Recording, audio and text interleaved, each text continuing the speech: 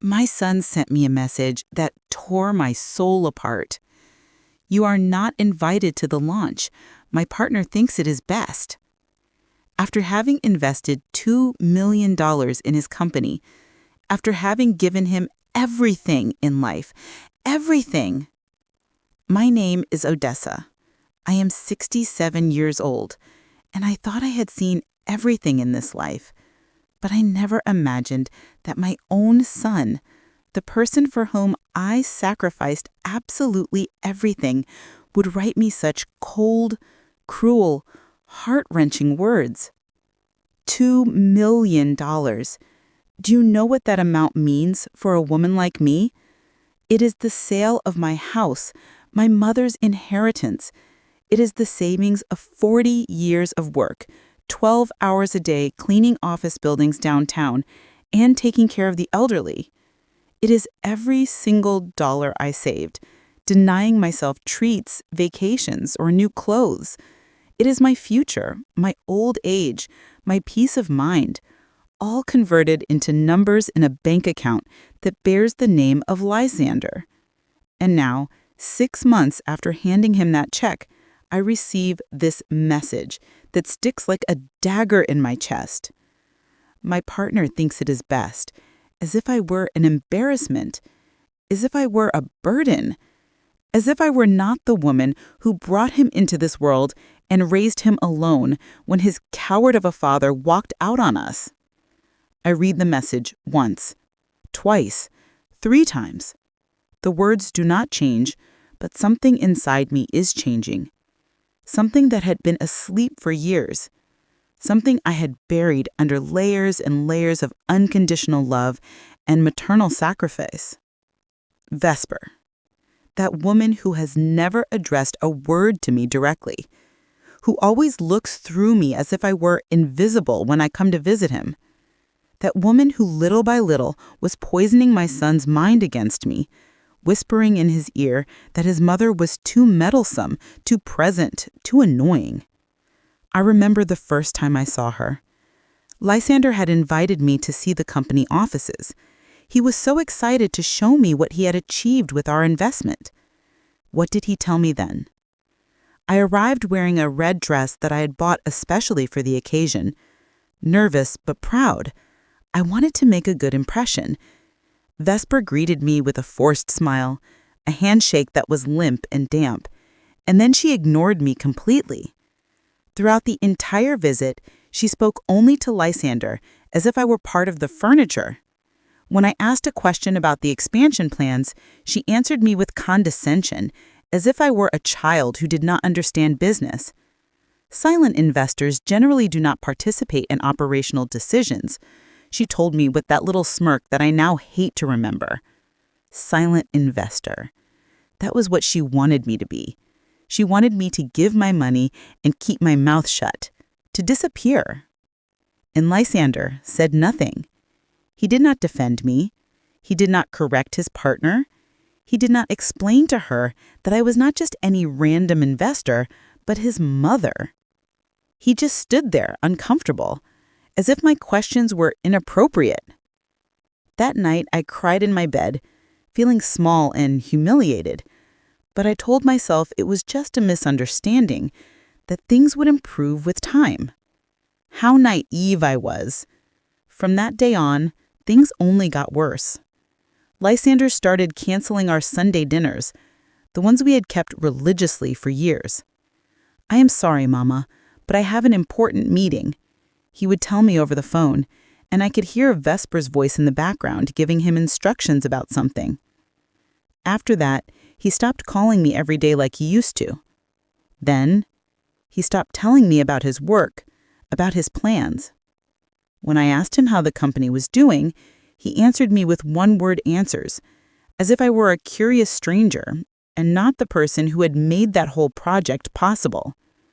Vesper says it is better to maintain a certain professional distance, he explained to me when I asked why he had become so reserved. Professional distance with his own mother. But I kept waiting. I kept believing that when the company was successful, when it was stable, Lysander would remember who had been there from the beginning, who had believed in him when nobody else did. Now reading this devastating message, all those memories hit me like an avalanche. I sit on the sofa in my small apartment, the same sofa where Lysander used to fall asleep watching movies when he was a boy. And I let the tears fall freely for the first time in months. I close my eyes and go back to the past. I go back to those years when it was just him and me against the world, when his father, Enoch, abandoned us without explanation, without a goodbye, without even a note. Lysander was 5 years old, and for weeks he asked me where Daddy was, why he was not coming home. I did not know what to answer him because even I did not understand how someone could leave like that, leaving a family behind. I remember the nights when I worked cleaning corporate offices until 3 a.m. after having spent the whole day taking care of Miss Hattie, an elderly woman with dementia who required constant attention. I would arrive home exhausted, my hands cracked from the cleaning chemicals, and finally Xander sleeping in my bed because he was afraid to be alone in his room. "Mama, why do you work so hard?" he would ask me with those big, curious eyes. "So that you can have everything you need, my baby," I would answer, kissing his forehead while I carried him back to his bed. Everything he needed and more, much more. When Lysander told me he wanted to study at a private university, I knew I did not have the money, but I got a second job on the weekends, cleaning houses in the wealthy suburbs out in Buckhead. My hands bled from scrubbing floors so much. My knees swelled from being on them for so many hours. But it was worth it to see Lysander smile when I told him yes, that he could study wherever he wanted. "Seriously, Mama? Can I study computer science?" "You can study whatever your heart desires, son. I will handle the rest." And I handled it. For 5 years, I paid for that university that cost a fortune. I sold my mother's jewelry. I pawned everything of value I had. I worked until my body hurt in places I did not even know existed. But I did it with love, with pride, with the certainty that I was investing in my son's future. When Lysander graduated, it was the happiest day of my life. I watched him walk across that stage, receive his diploma, and I thought that everything had been worth it. He hugged me so tight that day. He whispered in my ear, "Thank you, Mama. All of this is thanks to you. I am never going to forget it. Never going to forget it." What irony. After that came the years of job hunting. Lysander had big dreams, but the job market was difficult for a young Black man, no matter his degree. I kept supporting him, paying his rent, his food, his expenses. Why? Because I believed in him, because I knew that one day he would triumph. "Do not worry, son. Take the time you need. I am here." And there I was, always there. When he had his first low-paying job, I supplemented his salary so he could live decently. When he wanted to take a specialization course, I paid every penny. When he dreamed of having his own business, I was the first to support him. "Mama, I have a revolutionary idea," he told me one afternoon, with that energy he radiated when he talked about technology. "But I need initial capital." "How much do you need?" "It is a lot of money, Mama. I don't know if—" "Tell me how much. Millions?" $2 million. Silence filled the room. Millions of dollars. It was everything I had and more. I would have to sell my house, the only security I had left, use my mother's inheritance that I had saved for my old age, liquidate my life savings.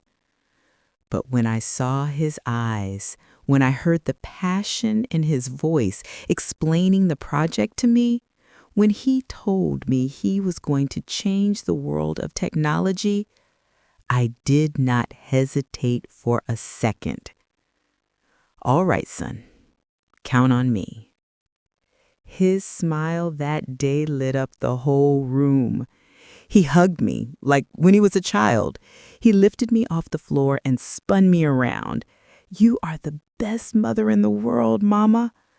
I promise you this is going to work. I promise I am going to pay back every penny with interest. I promise I am never going to forget what you are doing for me." Promises, all broken now, like glass on the floor. I signed the papers, transferred the money, sold my house, and moved into this small apartment. It is worth it, I told myself. It was for Lysander, for his future, for his dreams. The first few months after the investment were like a honeymoon.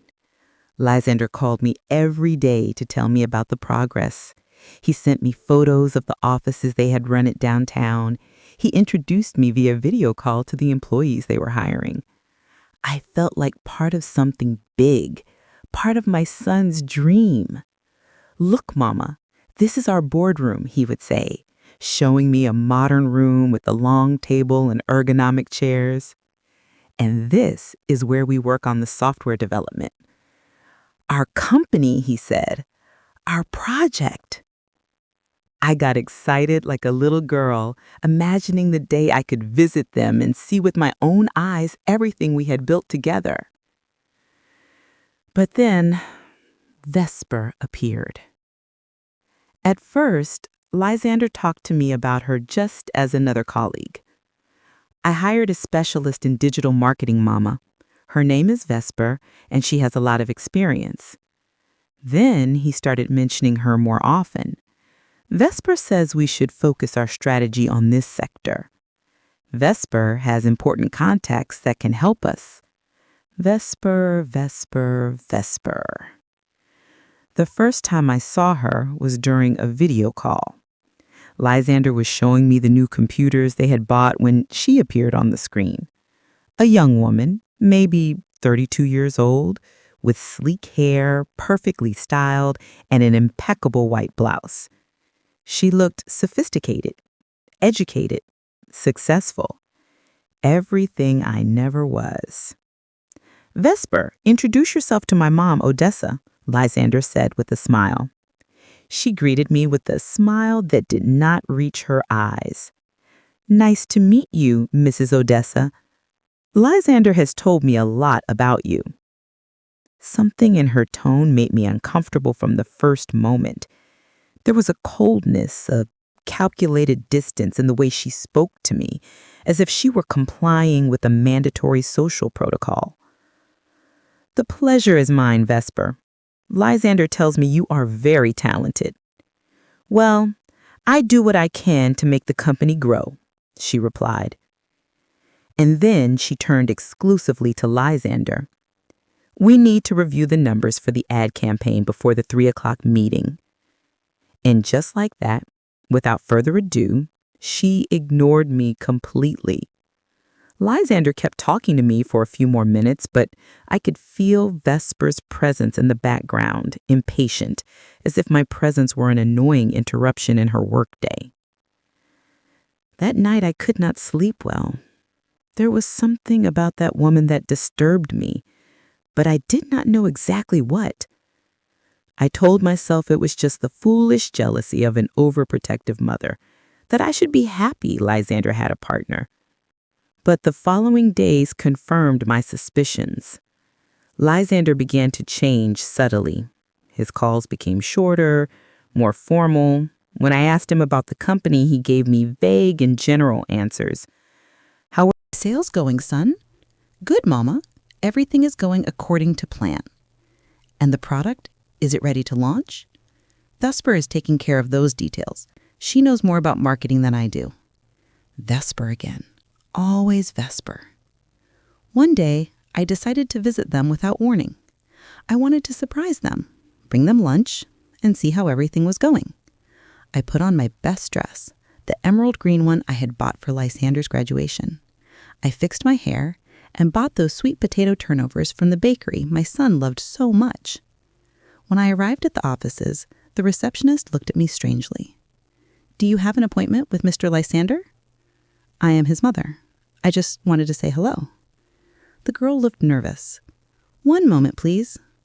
She disappeared down a hallway and returned 5 minutes later, accompanied by Vesper. That woman walked toward me with firm, sure steps, like a general marching into battle. Mrs. Odessa, what a surprise to see you here. I brought lunch for Lysander and for the whole team, I said, lifting the bag with the turnovers. How considerate of you. But Lysander is in a very important meeting with potential clients. He cannot be interrupted. I can wait for him. I'm afraid the meeting will run for several hours. Perhaps it would be better if you coordinated your visits in advance. Coordinated my visits? As if I were a salesperson trying to pitch a product? Not the mother of the owner of the company? Not the woman who had made it possible for that company to exist? It will only be a few minutes, I insisted. Vesper smiled, but it was a frozen, calculated smile. I understand that as a mother, you want to be present, but you must understand that this is a serious business. Interruptions can be very costly when we are trying to close important contracts. I felt small, humiliated, like a child being scolded by a teacher. But what hurt me the most was that Lysander never appeared. He did not even come out to say hello, to thank me for the lunch, to explain the situation. He left me standing there being scolded by his partner, as if I were an intruder. I understand, I murmured, feeling my voice break. Tell Lysander I stopped by to say hello. Of course, he will call you later. But Lysander did not call me that night, nor the next day. When we finally spoke 3 days later, his explanation was brief and cold. Mama, Vesper told me you went to the office. You know, we're in a very delicate stage of the business. I need you to respect our work schedule. Our schedule? As if I were a stranger asking for favors, not the person who had invested her entire net worth in that business. From that day on, the distance between Lysander and me became an abyss that grew every week. The daily calls turned into weekly calls, then into sporadic calls when he had time. Our Sunday dinners, that sacred tradition we had maintained since he was a boy, started to be canceled systematically. I'm sorry, Mama, but I have to work, he would always say with the same excuse. Vesper organized a strategy meeting for Sunday. A strategy meeting on a Sunday, the day we had dedicated exclusively to us for years. Can't you do it another day, son? It is the only time we can all get together. Do you know how business works, Mama? No, I did not know how business worked. I had worked all my life cleaning, caring for the elderly, doing manual labor. I had never been in the corporate world of strategy meetings and PowerPoint presentations. But I did know what it was to sacrifice everything for family, something Lysander was apparently forgetting rapidly. The months passed, and I became a spectator of my own son's life. I found out about the company's achievements through his posts on social media, not because he told me. I saw photos of team dinners, celebrations for closed contracts, business trips, and in all those photos was Vesper. Always Vesper, smiling next to Lysander as if they owned the world. One night, scrolling through Facebook, I saw a photo that broke my heart. Lysander was in an elegant restaurant toasting with a glass of wine. The caption said, "Celebrating the first million in sales with the best team in the world." There were 5 people at the table, all young, professional, well-dressed, and in the center, like a queen, was Vesper. The first million in sales. My son had reached that goal, and I had found out on Facebook. Like any stranger. He had not called me to tell me. He had not invited me to celebrate. He had not thanked me for making that moment possible. That night, I cried until I out of tears. I called Lysander the next day, pretending I had not seen the post. Son, how is everything going at the company? Good, Mama. Everything normal? No news you want to tell me? An uncomfortable silence. No, nothing special. Nothing special. The first million in sales of his company, financed with my life savings, was nothing special? Lysander, I saw on Facebook that you all celebrated something last night. Another longer silence this time. Oh, yeah, it was just a small celebration with the work team. And I am not part of the team? Mama, you are the investor. It is different. The investor. I was no longer his mother, his partner, his companion in dreams. I was simply the investor, a number on his balance sheet. Lysander, I am not just any investor. I am your mother. I invested my life savings because I believed in you. I know, Mama, and I am very grateful to you. But Vesper says it is important to keep family roles separated from professional roles. Vesper says it was always Vesper who said, who opined, who made the decisions about how I, his own mother, should be treated. And what do you say, Lysander? What do you think? I think Vesper is right. She has a lot of experience in these matters. That was the final stab. My son, the boy I had raised alone, whom I had educated with love and sacrifice, was choosing the opinion of a stranger over his mother's feelings. The following months were a silent ordeal. Lysander communicated with me only when it was strictly necessary, always with the formal tone of someone fulfilling an uncomfortable obligation. When I asked him about the company, he gave me vague and evasive answers. When I suggested visiting them, there was always an excuse. They were too busy. They had important clients. Vesper had scheduled special events. Vesper! That woman had become the filter between my son and me. It was she who decided when it was appropriate for me to know something, when it was convenient for me to participate in some activity. And Lysander let her do it, like an obedient child, following the instructions of his new authority figure. One day, desperate to regain connection with my son, I decided to do something I had never done. I confronted him directly. Lysander, we need to talk. I feel like you are pushing me out of your life. Do not be dramatic, Mama. I am just very busy with work. It is not just work, son. It is as if you have decided that I no longer have a place in your life. That is not true. Then explain to me why you tell me nothing anymore, why you cancel our dinners, why I find out about important news regarding your company on social media. Lysander sighed as if my question were a nuisance. Mama, you have to understand that I am not a child anymore. I have responsibilities. I have a business to run. And I have the right to know how the business I financed with my life savings is going. Of course you have the right. I send you the financial reports every month. Financial reports.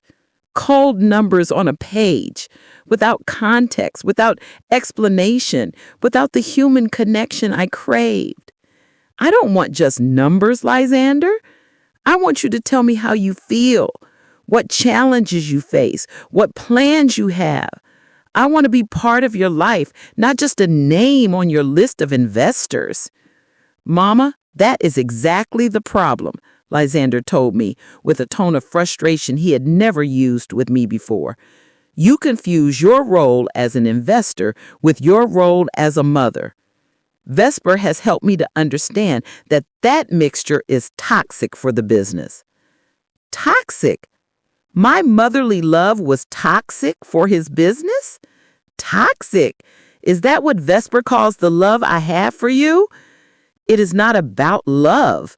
It is about professionalism. I need you to respect my decisions as a businessman. And when did I stop respecting them? When did I interfere in any decision?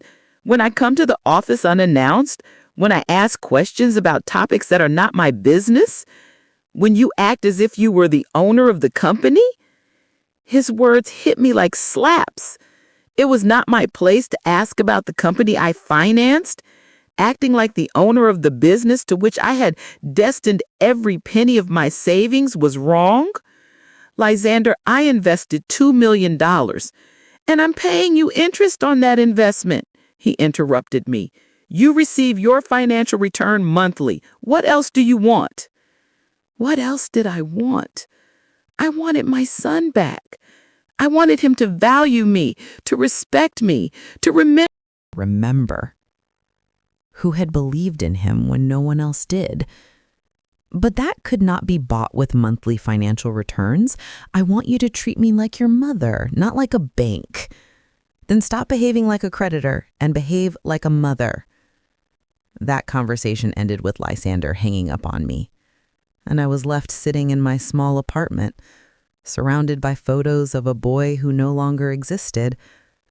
The boy who hugged me tight at his graduation, who promised me he would never forget what I had done for him, who swore we would always be together. The weeks that followed were of a deafening silence. Lysander did not call me. He did not reply to my texts. He did not answer my emails. It was as if he had decided that I no longer existed in his life. But the company kept growing. I saw the news online. Local tech startup reaches $3 million in sales. Young entrepreneur revolutionizes the market with innovative digital platform. The perfect duo, Lysander and Vesper, conquered the tech sector. The perfect duo. That was what the specialized press called them.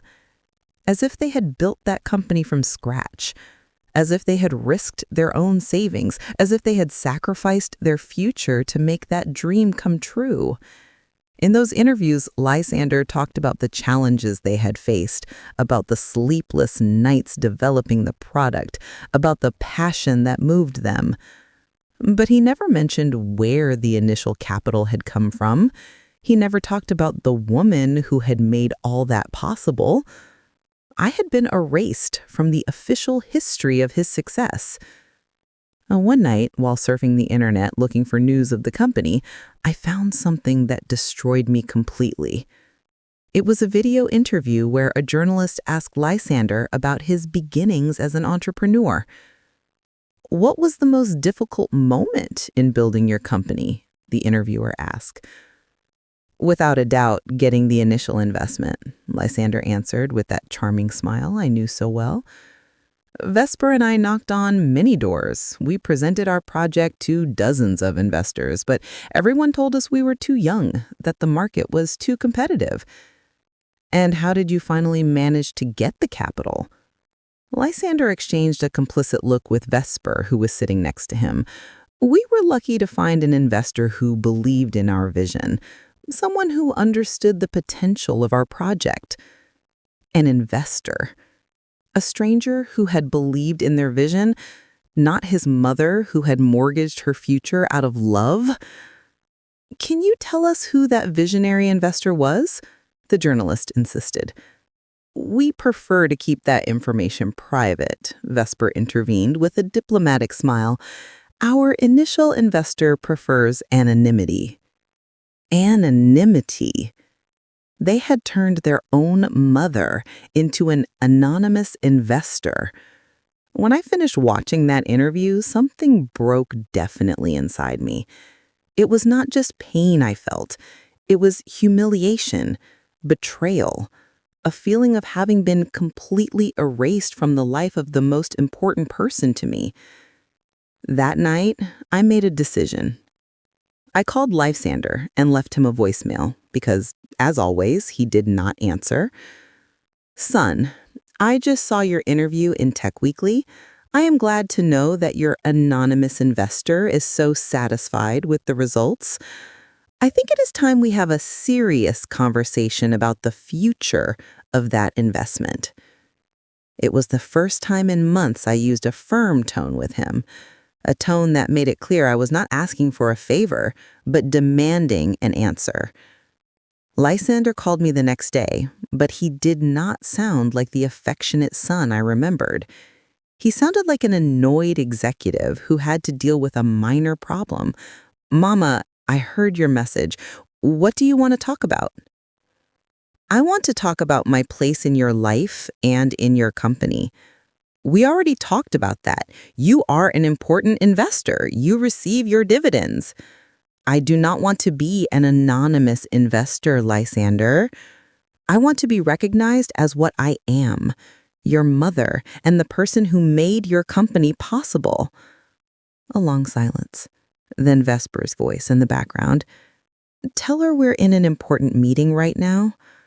And then Lysander told me something I never thought I would hear from his lips. Mama, Vesper is right.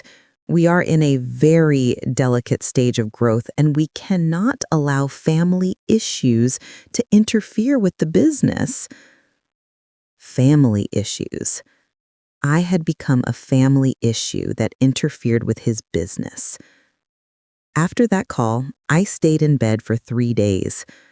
3 days crying, wondering where I had failed as a mother, what I had done wrong to deserve this treatment. I looked at myself in the mirror and saw a 67-year-old woman who had dedicated her entire life to a son who now considered her a burden. But on the 4th day, something changed. I got up, showered, dressed with care, and decided I was not going to keep begging for love. I was not going to keep begging for a place in the life of someone who had clearly decided I was no longer important. I called my friend Odora, the only person who had been with me through all these difficult years. Odora worked at the bank where I had my accounts. She had processed the transfer of the $2 million. She had seen my sacrifice firsthand. Odora, I need to review all the documents from the investment I made in Lysander's company. Of course, Odessa. Is everything okay? No, it is not okay, but it is going to be. That afternoon, Odora came to my apartment with a folder full of papers, contracts, agreements, transfers, legal documents I had signed 6 months ago when I still believed I was investing in my son's future, not financing my own exclusion from his life. We reviewed every document carefully. The contract was clear. I had the right to withdraw my investment with 30 days prior notice. I also had the right to audit the company's finances and to participate in important decisions as a capital partner. Odessa, Odora told me after reading everything. Legally, you have a lot of power in that company. You are the majority shareholder. Majority shareholder? I had forgotten that detail.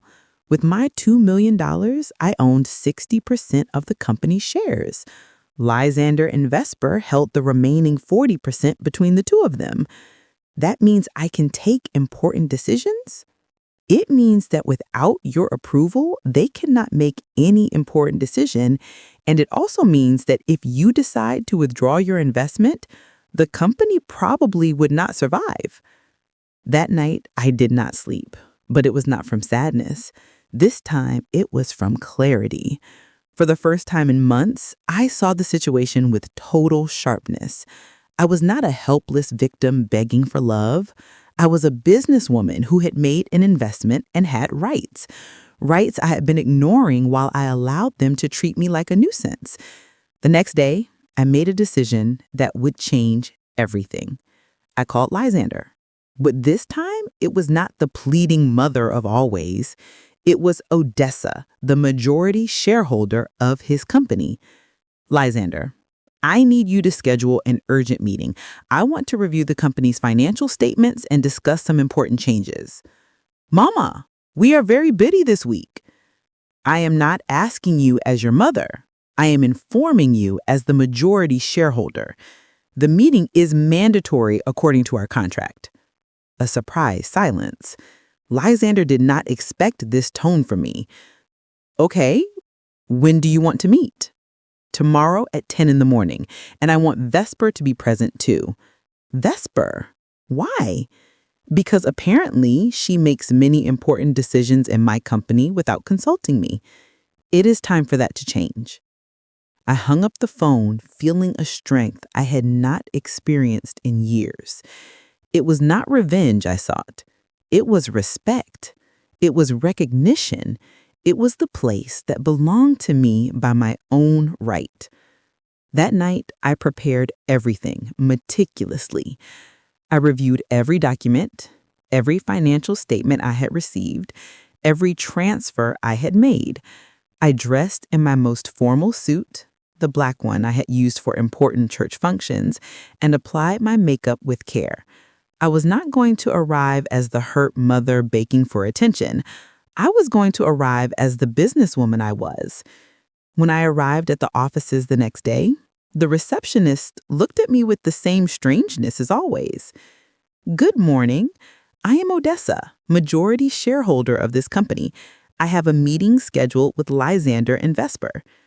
The words majority shareholder changed her attitude completely. Suddenly, she straightened up, smiled nervously, and rushed to call Lysander. "Mr. Lysander, Mrs. Odessa is here for the meeting." 5 minutes later, Lysander and Vesper appeared. My son looked uncomfortable, nervous, as if he did not know what to expect. Vesper, on the other hand, maintained her usual cold composure, but there was something in her eyes that indicated to me that she was not prepared for this version of me either. "Mama," Lysander started. "Odessa," I corrected him. "In this meeting, I am Odessa, your business partner." We headed to the boardroom, that same room Lysander had shown me with such pride months ago. But now, I was not a visitor. I was the owner of 60% of everything my eyes saw. I sat at the head of the table, the place that corresponded to me as the majority shareholder.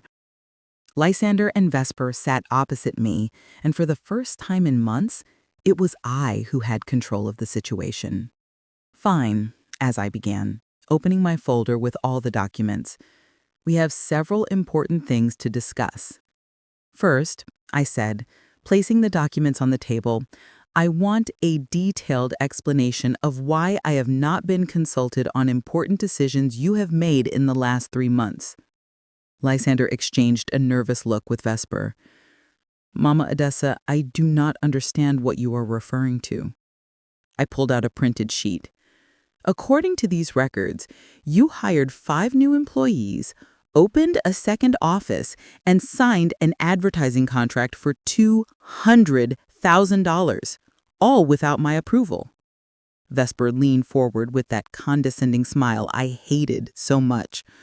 "Odessa, those are normal operational decisions. We do not need to approve every minor expense with the investors." $200,000 is a minor expense? I looked her directly in the eyes.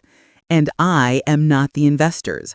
I am the investor, the majority shareholder with 60% of the shares." Vesper's smile faltered for the first time.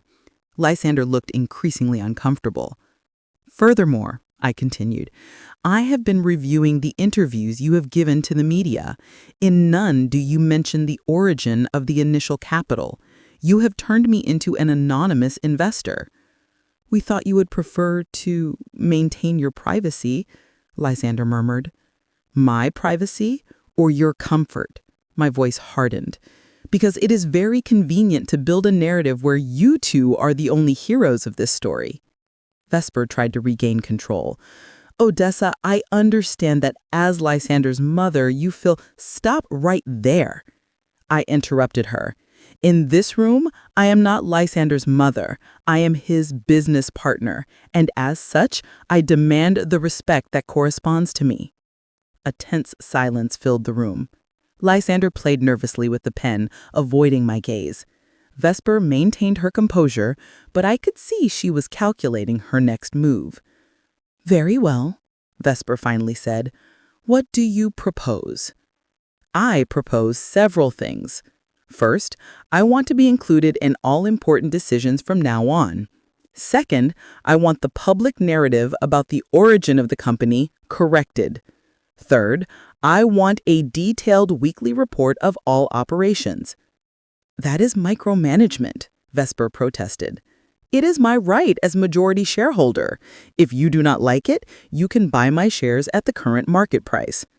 Lysander lifted his head for the first time. What would that price be? I smiled. I had done my homework.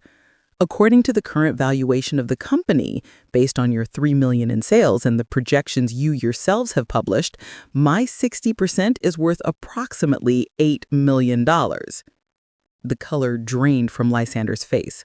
Vesper went rigid. $8 million? I repeated, "You can pay me that amount and keep the whole company. Or you can accept my conditions and move forward with a partner who demands respect." "We do not have $8 million available," Lysander admitted in a low voice. "I imagined. Then I suppose we will have to learn to work together in a more collaborative manner." Vesper finally lost her composure. "This is ridiculous. You are blackmailing your own son." I stood up slowly, maintaining the calm I had practiced all the night before. "No, Vesper. This is a 67-year-old woman who finally decided to stop allowing herself to be treated like an idiot." "Mama, please," Lysander intervened. "You do not have to be so harsh." "Harsh?" I looked at him with a mixture of sadness and determination. "Lysander, for 6 months, you have treated me as if I were a nuisance. You have allowed your partner to disrespect me. You have excluded me from important celebrations. You have denied my existence in public interviews. And when I finally demand the respect I deserve, I am the harsh one?" Lysander lowered his gaze, unable to hold my eyes. "You have 2 options," I continued. "Accept my conditions and we start working as real partners, or I find a lawyer and exercise all my legal rights to protect my investment." Vesper stood up abruptly. "We need time to discuss this." "Of course. You have until tomorrow at 5 in the afternoon to give me an answer." While I gathered my documents, Lysander finally spoke. "Mama Odessa, would you really do that? Would you really put the company at risk?" I looked him in the eyes. This 30-year-old man who once was my baby, and I felt a mixture of love and disappointment that split my soul. "Lysander, I am not putting anything at risk. You are the ones who decided to treat me as if I were invisible. I'm only reminding you that I exist, that I have rights, and that I deserve respect." I walked toward the door, but before leaving, I turned around one last time. "And just so it is clear, this is not revenge. This is dignity." I walked out of those offices feeling something I had not experienced in months. Power. Not the power to hurt, but the power to defend myself, the power to demand what corresponded to me by right. That night, Lysander called me 3 times. I did not answer any calls. If he wanted to talk to me, he would have to do it on business terms, with respect, with recognition of who I really was in his life and in his company. The next day, I waited. 5 in the afternoon arrived and passed without news. At 5:30, my phone rang. It was Lysander, but his voice sounded different. Defeated. "Odessa, we need to talk." "I am listening." "Can we meet?" "We can." Vesper and I had been discussing your proposals and, a long sigh, "We accept your conditions. All of them." I felt a strange mixture of satisfaction and sadness. Satisfaction because finally I had regained my place. Sadness because I had to go to these extremes for my own son to respect me. "Very well. Tomorrow at 9 in the morning, I want the first weekly meeting. And Lysander, yes, I want Vesper to be present when you apologize to me." A silence. "Apologize for 6 months of disrespect? For making me invisible? For treating me as if I were a nuisance instead of the person who made your dreams possible?" "Odessa, tomorrow at 9 o'clock, Lysander." That night, I slept better than I had slept in months. But my peace of mind lasted little. The next day, when I arrived at the offices, a surprise awaited me that would change everything definitively. Lysander was at the reception desk, pale like a ghost. "Odessa, we have a serious problem." "What kind of problem?" "Vesper. Vesper quit last night and took 3 of our key employees with her." I felt as if I'd been punched in the stomach. "What do you mean she took employees?" "She formed her own company. She offered them better salaries and signed an advertising contract for $200,000, all without my approval." Officer, our marketing manager, and our lead developer. We walked into her office, which looked strangely empty. Vesper's desk was clean, without a trace of her presence. "But that is not all," Lysander continued, his voice breaking. "She also took our 3 biggest clients. Apparently, she had clauses in her contracts that allowed her to take the accounts if she left the company." I sat down slowly, processing the magnitude of what I was hearing. What does that mean for the company? It means we lost 70% of our revenue overnight. It means that without those key employees, we cannot fulfill the projects we have pending. It means that his voice broke completely. It means the company is bankrupt. Mama, Mama. After months of calling me Odessa, of treating me like a cold business partner, he finally went back to calling me Mama, but it was too late. "How much time do we have?" I asked with a calm that surprised even myself.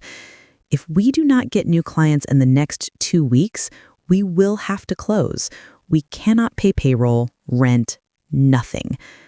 I remained silent for several minutes, looking out the window of that office that had been my son's dream. Lysander was crying silently with his head in his hands. "Mama, I am so sorry.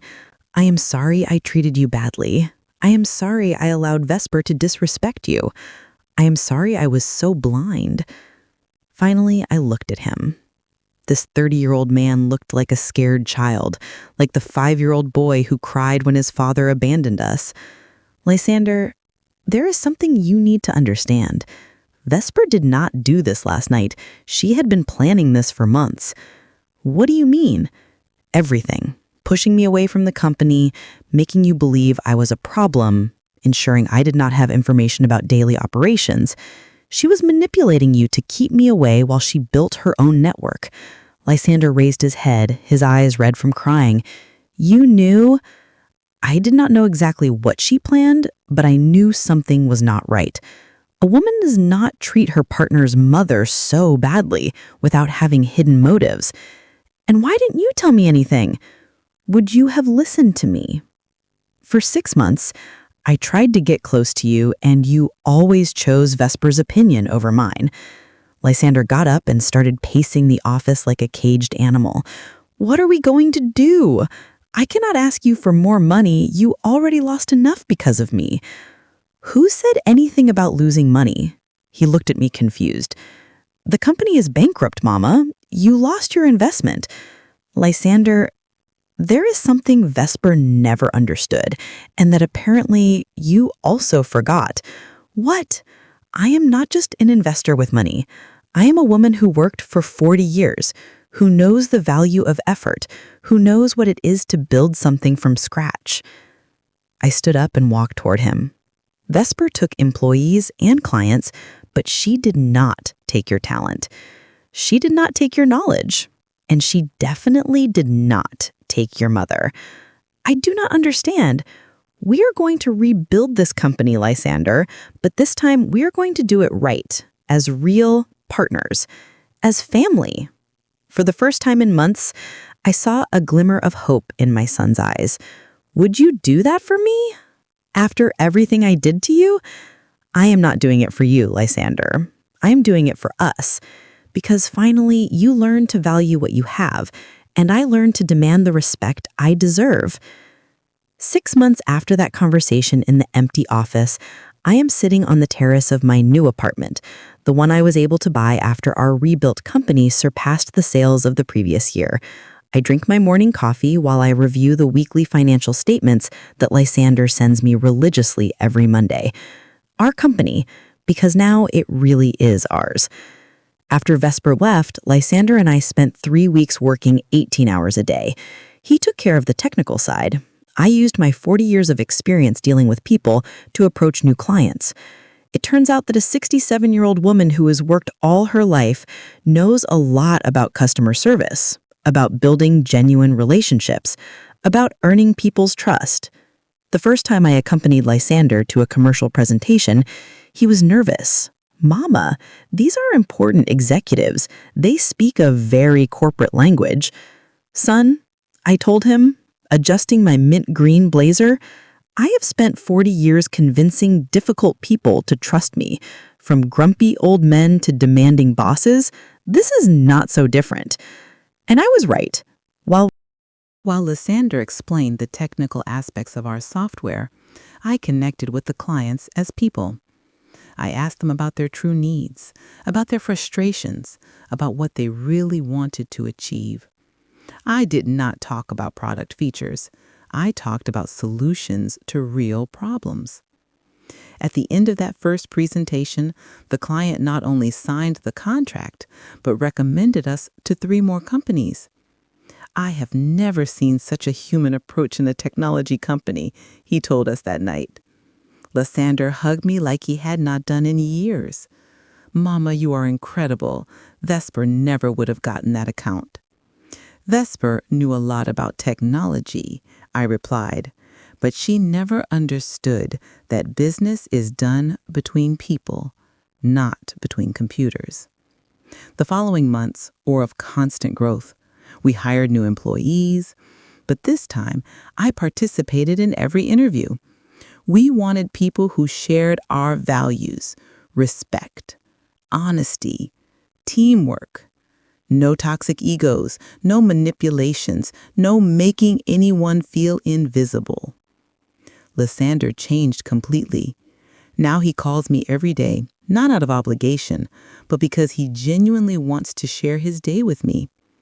Our Sunday dinners resumed, but now they are even better because we talk as partners, as family, as people who respect each other mutually. Do you know what I regret the most? He told me one night over dinner. Having allowed Vesper to convince me that your love was a weakness. It was not your fault, son. She was very skilled at manipulating. Yes, it was my fault, Mama. I chose to listen to her instead of listening to my heart. I chose to believe that success meant moving away from you instead of building with you. A month ago, we received a call that made us laugh until we cried. It was one of the former employees who had left with Vesper. Could you consider taking me back?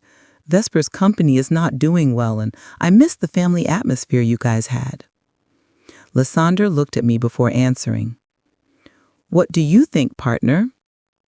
I think second chances have to be earned, I replied. If he wants to come back, let him start from the bottom and prove he understands our values. Now, that employee is one of our most loyal, and he always says he had never worked in a place where he felt so valued as a person. Last week, a business magazine asked us for an interview about our success. This time, when the journalist asked about our beginnings, Lysander answered without hesitation. Everything started with my mother, Odessa. She not only invested her money in my dream, she invested her trust, her experience, her love. Without her, none of this would exist. The report was published with the title, The Mother-Son Duo Revolutionizing the Tech Sector with Family Values. This morning, while I drink my coffee and check the company numbers, I think about everything we have built together.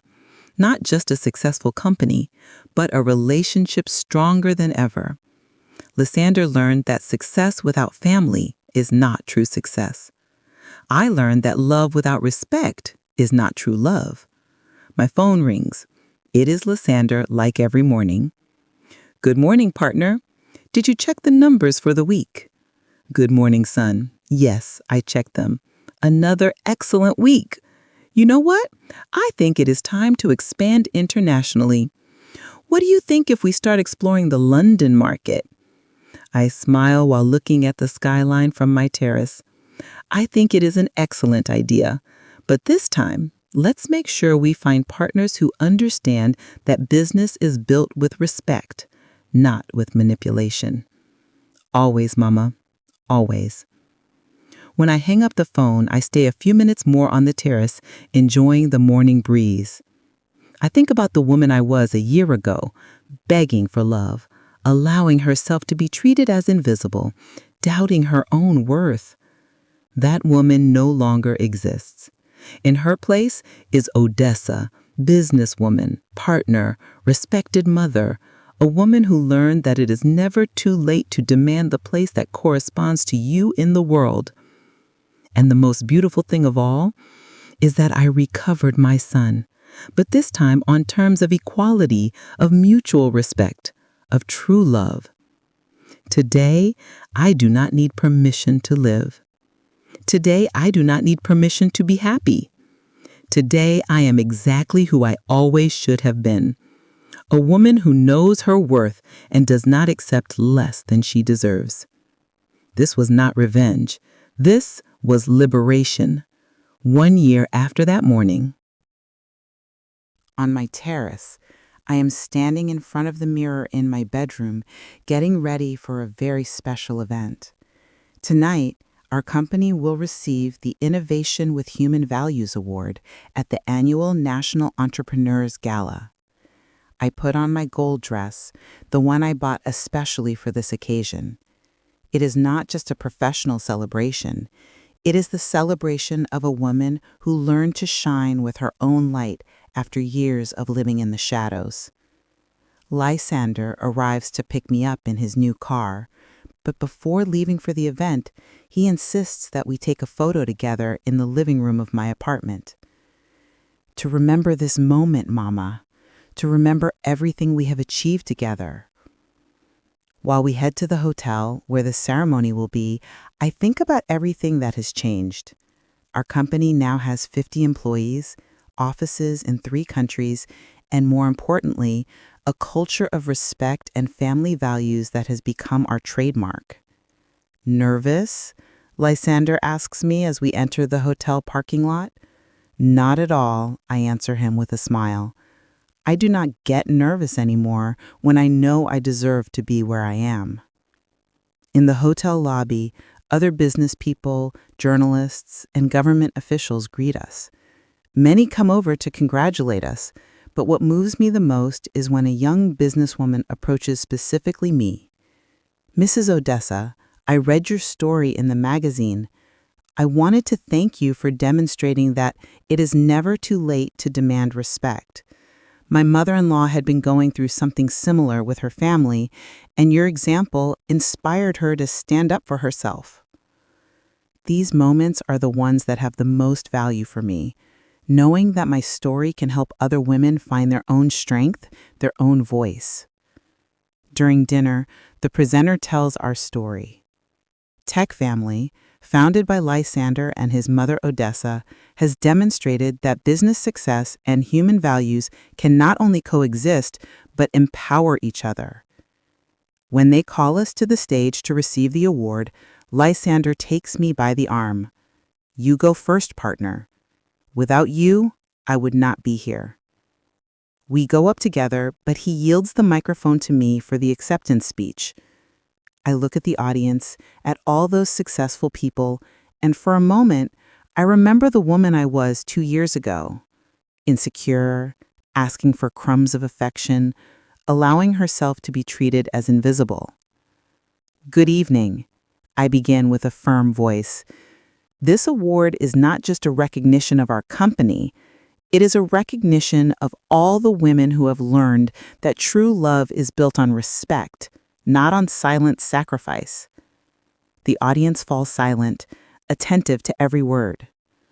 For many years, I believed that being a good mother meant accepting any treatment, forgiving any lack of respect, being always available without expecting anything in return. But I learned that that is not love. That is emotional dependency. I see Lysander by my side, smiling with genuine pride. true love, the love between family, between partners, between any human relationship, is built on the basis of mutual respect. When we demand respect, we are not being selfish. We are teaching others how to value us. Some people in the audience nod, especially other women my age. Today, our company is successful not in spite of family values, but thanks to them. Because when we treat every employee like family, when we respect everyone's ideas, when we value experience as much as youth, we create something more powerful than a company. We create a community. Applause fills the room, but I continue. To the women of my generation who may be listening, it is never too late to demand the place you deserve. To the children who may be present, your mothers are not banks or domestic servants. They are people with wisdom, experience, and rights. And to all entrepreneurs, success without human values is empty. Success with family is eternal. The applause this time is prolonged, standing, emotional. Lysander hugs me on stage and whispers in my ear, "Thank you for teaching me that respect is not begged for. It is demanded."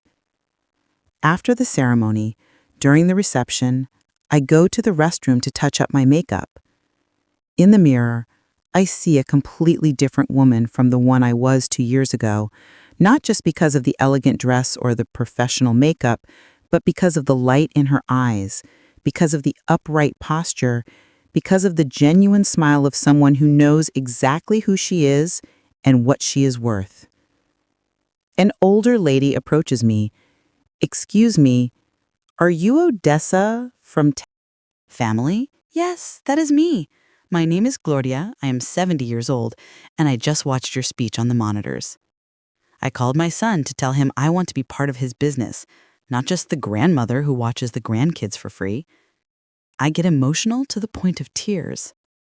"Gloria, you are worth much more than they have probably made you believe. Demand your place. Do you think it is not too late?" "Gloria, at 67, I rebuilt my life completely. At 70, you are just getting started." When I return to the reception, Lysander introduces me to other entrepreneurs as his partner and mentor. He no longer introduces me as his mother who invested in the company. Now I am his partner, his equal, his business companion. At the end of the night, while we return home, Lysander tells me something I will keep in my heart forever. "Mama, I used to think I had succeeded despite family problems. Now I know I have success thanks to having learned to value my family. And I learned that being a mother does not mean disappearing as a person." I answer him, "It means growing alongside our children, demanding respect along with love." Tonight in my bed before sleeping, I do not think about the award we received or the contracts we will sign tomorrow. I think about all the women who, like Gloria, have learned that it is never too late to demand respect, to shine with their own light, to build relationships based on equality and not on sacrifice. I think that today I am exactly who I always should have been. Odessa, businesswoman, respected mother, complete woman. And tomorrow I will continue to be that woman because I no longer need anyone's permission to be happy. This was my liberation. This is my new life. Did you like the story? And which city are you listening from? Let's meet in the comments. If you liked the story, you can support me by sending a super thanks so I can keep bringing more stories like this. Thank you so much for your sweet support. I'm looking forward to your comments on the story. On the screen, you can see 2 new life stories that I highly recommend. There's so much more on my channel. Don't forget to subscribe. See you in the next life story with love and respect.